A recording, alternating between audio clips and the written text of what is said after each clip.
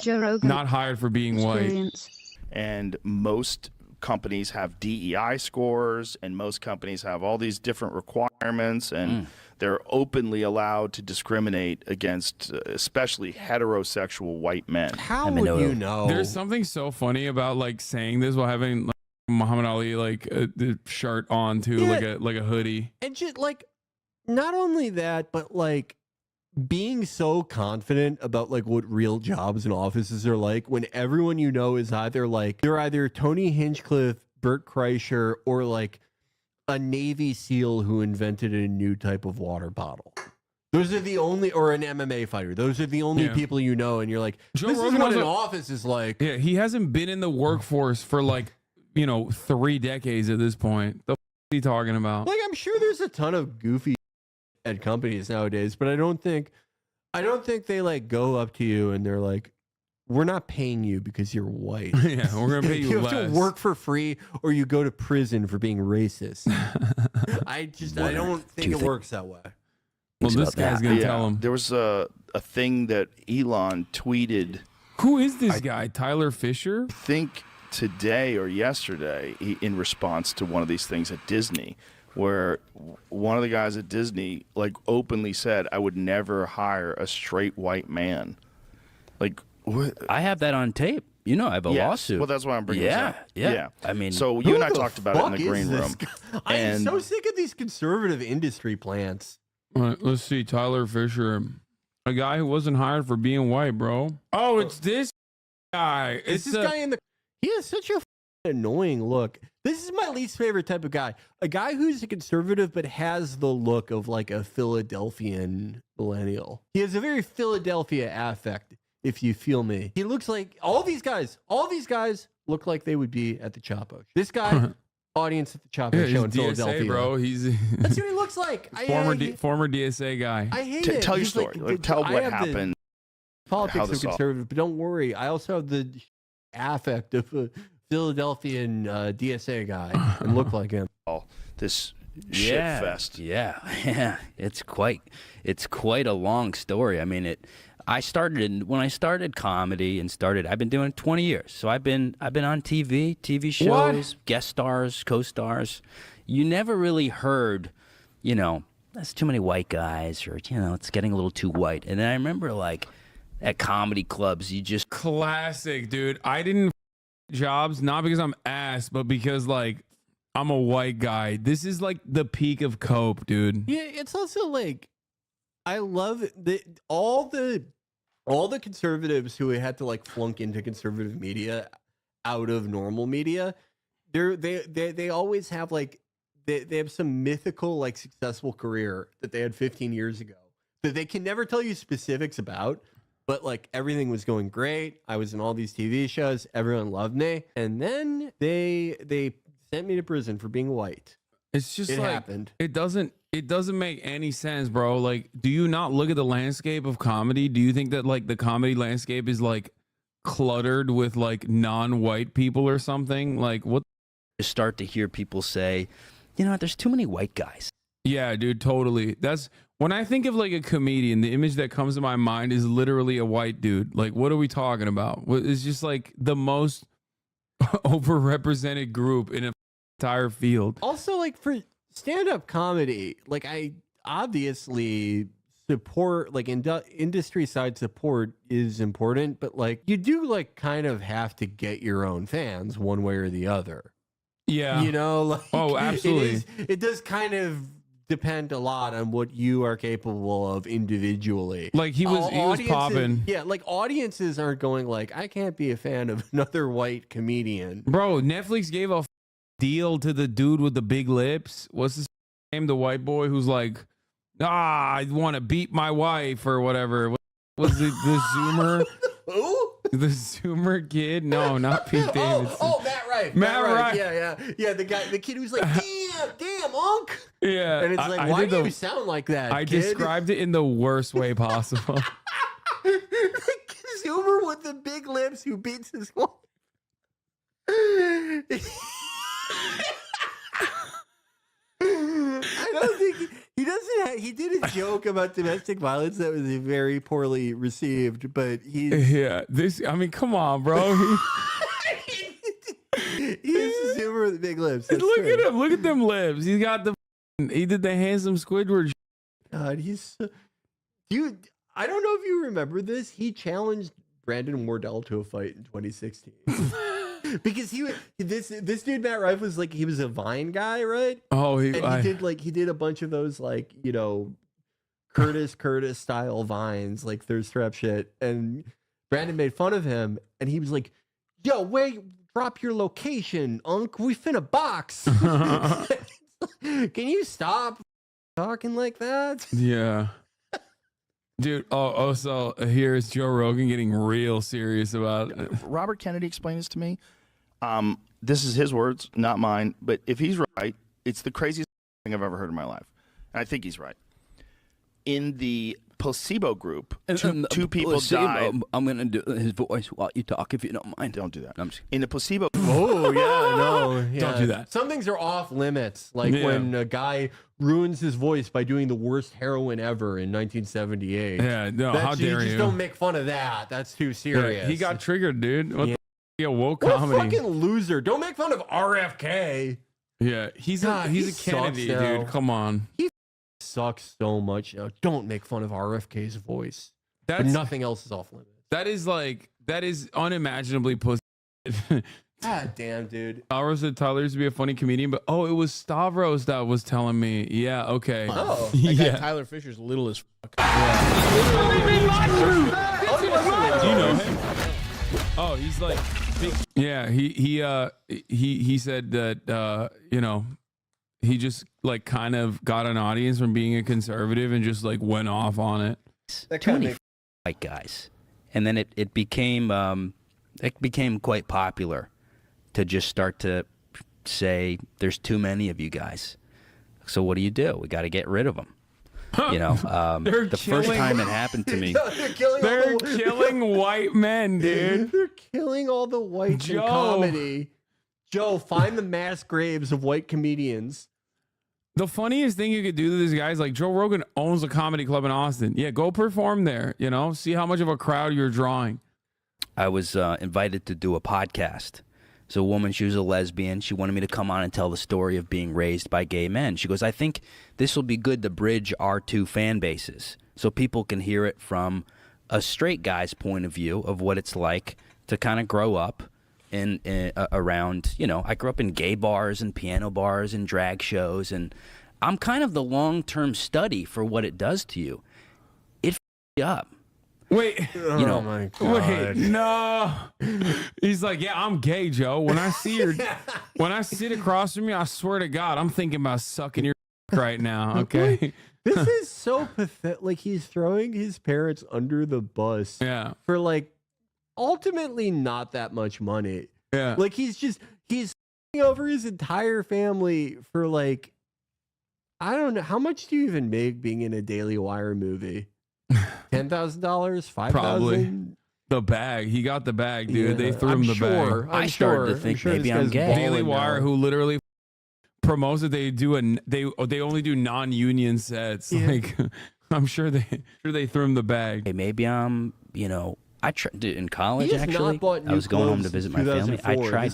His 2004 ass outfit. Yeah. He sold his family out for nothing. But look at the hat. He bought that hat. That's new that's for cold. sure. Guy just because I felt like I needed to fit in. No way. He tried kissing a guy, dude. What the? What? He said he tried kissing a guy because he wanted to How fit do you in. like face your parents after this? How did? You had a big break. You went on Joe Rogan. How did it go? He's I like, kind of said that you guys made me think I was gay and ruined my life. wait, no way. He posted. Before you get all your panties in a bunch, I was raised by a gay dad in gay bars. And yes, all the men tried to bang me. Mm-hmm. Yep. Yeah. Dude, that's awesome. Yeah. What the? Yeah, that's right. I'm a victim. This guy's act must be terrific. Yeah, he's Must be a seems great like act. Yeah, he's like, listen, Joe, you know that tweet that was going around about Gay City and how they'd beat your ass if you don't twerk? It's real. I was in Gay City, Joe. I love how he said, My own daddy beat my ass for not twerking. my dad lives in the embassy of Gay City, like Julian Assange. I love how he said, I tried to kiss a guy to fit in. Where? Like, Who? yeah. What? What are you fucking With his talking dads. about? With his dads. You don't dad? understand. I don't think it works that way. Yeah. I don't know, This man. shit really, it really. How'd that go? Oh, he was like, get the away from me. I remember I was in the car and just going like, maybe I'm gay. My dad's gay. I got a gay brother. One of my dad's brothers gay. I think my grandfather. It's shit's genetic. Yeah, It's for genetic. sure. And I What? just, Yeah, lean in- for sure. That's what Joe said. For sure. Wait, genetic is two gay dads. So like, they didn't. Wait, what? Wait. How did this happen? Like, not also me. Like biologically, what happened? Both of my dads were gay, so when they got pregnant with each other with me, he's like the liquid snake of being gay. I got all the recessive genes that make me gay. Do you have any idea what it's like growing up knowing you're gay? I was 13 the first time I tried to kiss a man in a car. Like Joe, To fit in. Joe, you don't understand. It's impreg. My daddy got impreg. Let's get the So away why, from me. why I do you just continue wanted to to follow your orders and taking your son to a gay bar? Because you enjoy all the. That's why. It's like no, he got the recessive gene, so he couldn't come out gay. That's why yeah. he's like Yeah. sad. He's like, oh, why couldn't I be gay just like my daddy's? Then I can fit in at Gay City.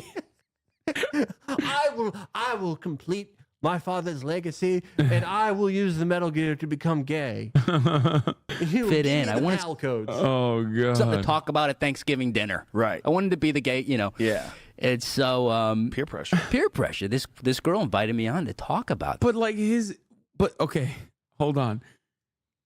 If you're not currently sucking a cock, my man, that means that it didn't work. Undermining the entire argument. Right. Like, dude. He's saying, right? He's If saying peer it fucked pressure me up. works if peer pressure works in that direction, then you'd be gay. Like Right. you'd be sucking a right now. You'd have. I can't even like get into the specifics of what he did in that car. That story is very weird. I feel like he glossed over it. He did like a match slap move to somebody at some point. And the cop's like, ew, stop.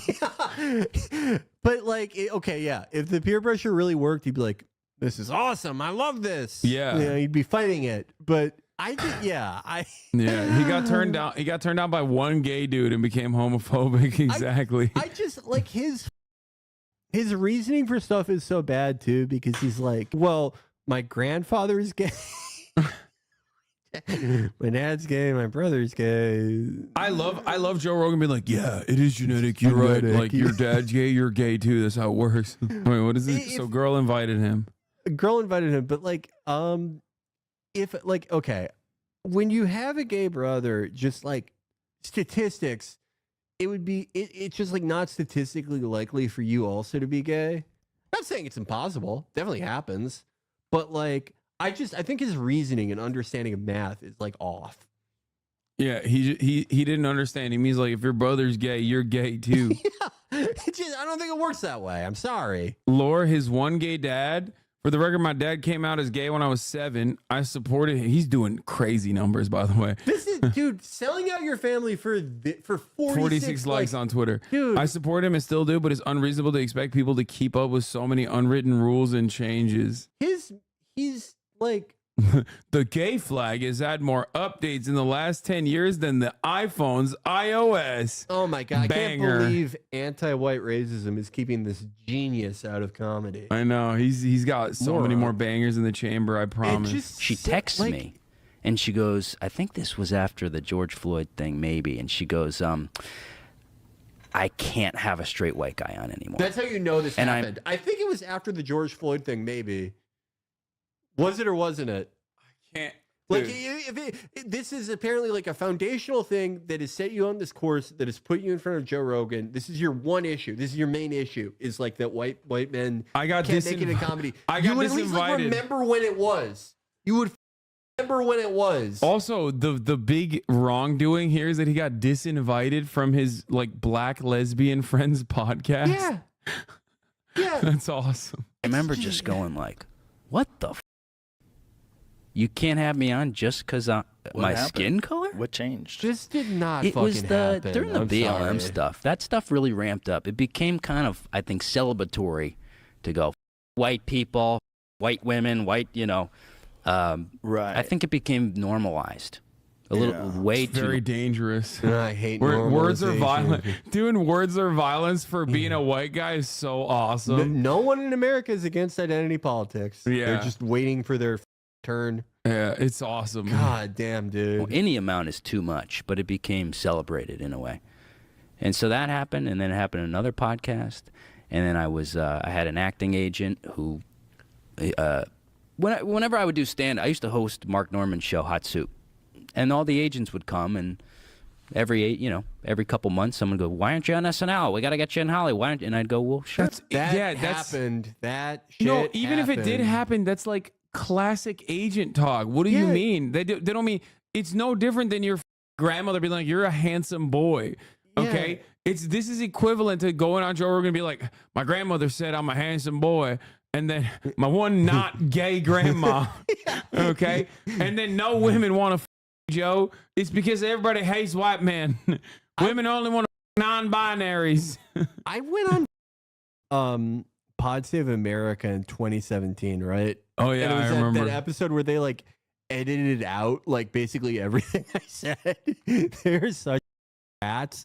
But anyway, like it was I don't consider it either bad nor like necessarily the best content I've ever done, right? But I among the things I said on that show was like give Iran a nuke. And still after that, because it was at this up stupid event called LA Podfest, an agent went up to me and was like, "I'd love to represent you." After I said that, it really doesn't matter what they'll just do that. They're like working dogs. They love doing that. They love just asking you Maybe if they can represent you for no maybe reason. he too wanted Iran to have nukes. Yeah. You failed to consider that. Well, It was sign the me. one Dude, podcast. It send- was you need John auditions. Lovett. Yeah, I did his show. What a fucking rat. And so this guy saw him, and he brought me in. It was the biggest agency at the time, Abrams it was called. And I'm waiting around going, what's going on? No auditions? Is SNL coming to check me out? And he emails and he goes, it's too tough out there for white guys. Oh my God, I'm gonna die, dude. You literally got like a agent who didn't give a about you because you're a loser with no presence, no stage presence, no charisma, no nothing. And you took what he tried to soften the blow for you, and you took that to heart and you ran with it. I thought there was like an actual grievance. What is happening? No, yeah. He kind of was like, we're This done. needs to build up to like a legitimate like. And then when I couldn't make it in Hollywood, I tried to go work at Jiffy Lube, and then they told me I'm a white man and I can't work there. Like unless there's something like a legitimate grievance, I'm sorry, dude. You're delusional. Okay. This reminds me so much of like, I've known so many people where it's like, they don't understand that like the way the entertainment industry kind of works is just, it's by scattershot. They take a billion meetings. They, make rough plans for a billion different things. You have a billion meetings for something that will probably never happen. Every agent and manager is incredibly effusive and gives you the highest praise and has the highest forecasts because it's a scattershot method, and they need one out of like every 100 of those things or every 1,000 of those things to work for it to be economically viable. It reminds me of all these people I knew who would they would have one meeting with Netflix, a very general meeting where it's like, hey, we like your, whatever internet thing. We'd be interested in blah, blah, blah. And they would act like they signed the contract that moment. They were guaranteed $100 million. Their life was going to change. And not just that they have a billion of these a day. They don't remember you. They don't remember him. They don't remember any of this. You're not even a side note. Like you're nothing in this dude's life even, and he's nothing too. what's crazy is like Joe Rogan's been in the entertainment industry for so long. He knows what this conversation is. He's had it with his other loser friends who have not made it in the field. So he knows exactly what's going on. Even I know what's going on because I've been rep by WME for like almost 10 years at this goddamn point. Like I know what it's like when you're in the beginning of your career and you don't have any opportunities, and the way that like your agents treat you because they just have you on the roster for the maybe, you know, potential that you might have. And I know what it's like when you do have a lot of opportunities and like anyone who is in Hollywood for an extended period of time, like Joe Rogan, absolutely knows what this conversation is. Okay. It's so crazy though that Joe Rogan is so goddamn invested in this white grievance politics that he's not even like correcting him. On here, the next day, fires me, removes me. Right? Well, no, the next day. It was soon after, removed me from the roster. I got an email. Some more time went by, and then another manager scouted me, brought me in. It's called AGI Entertainment, I think. And he goes, he's dude, getting rep by like you're fake a killer. companies that Harvey Weinstein set you got up. an acting for resume. women. He goes, we're gonna get you on Curb Your Enthusiasm. You know, and I was like, okay, maybe. Oh my God, an agent lied to you? No Oh way. my God, call the news. Yeah. Oh my God, you're the most man in America. Like to the God punish outsiders, you. That are like unfamiliar with these conversations, like, dude, of course that is what managers and agents do. They literally, like, they're trying to upsell you. They're salesmen. They want to put you on the roster. You have to do the work. A lot of people don't understand when they're first starting their careers or whatever. They're like, oh, I got a manager. Like, my life is set now. That's not how it works, man. You got to do your own thing. You are the one that is getting the clients for the most part. It like only when you get to like the tail end of your career where opportunities are coming up regardless. You know what I mean? Like, it's so stupid. This is finally somebody who's got the balls to fight this. Yeah, that's why the balls to get a white guy on Curb Your Enthusiasm. Yeah, someone to stand up and say, I am Spartacus, put my white client on Curb Your Enthusiasm. Yeah. This is awesome. Oh, this is so good. This guy's great. Months go by. He calls me and he goes, we hit a snag. He said, we can't have any more white guys, or we're not hiring white guys. We're not representing white guys. Yeah, no, there were no white guys on Curb Your Enthusiasm How after could you this. say that? And I go, is it company policy? And he goes, yeah. So halfway through the conversation, I take my phone out because this happened so many times. I was losing my mind. My therapist goes, dude, you got to start recording this. His therapist doesn't believe him. Oh my God. His therapist is like, sure, bud, Yeah. sure. And then my therapist dropped me because he said no more white guys. Yeah, everyone in this guy's life is just getting rid of him using the same method. Yeah. And he's like, they're killing us. That's awesome. You have to record this stuff because it was happening every month. I got a commercial campaign. They go, you've been replaced with a black woman. He goes, you're the guy for the job. What?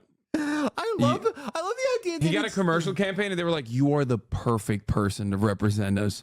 But unfortunately, the woke DEI gods forced our hand. We have to hire a black woman in your place to play the same role. Yeah, I love this guy is one of the most nondescript human beings I've ever seen. He's nondescript in appearance, in output, in personality. He is one of the most replacement level individuals I've ever seen. He is not even a quest giving NPC. Like, just a complete like nothing person. No one is on board this guy's ship for anything. You've seen his Twitter where he's just posting just bullshit. No one's engaging with it. I would get more engagement if I posted a GoFundMe where I said, give me $20,000 so I can replicate an F-16 cockpit. That would get more positive engagement. And he's acting like he was on the verge of superstardom. Yeah. Yeah, man. But Tyler, once you're again, the look, But once you have again, everything. Once again, Joe Rogan knows that. Okay, he is like he's a ape in every sense of the word. But if there's one area that is his expertise, it is this. He's been in it. He's been in this industry for so long. He's seen people come and go. He's seen people get cut aside, and he's seen people who are phenomenally talented and phenomenally successful. So it's like, dude, he knows what this guy is doing. Like chirping about like, oh yeah, nobody wanted to hire me. I want to see the YouTube comments. It's wild how openly racist you can be against whites and sexist against men. It's almost encouraged. I'm black. This is bad. People don't understand how hard this could backfire on us. All treated equal.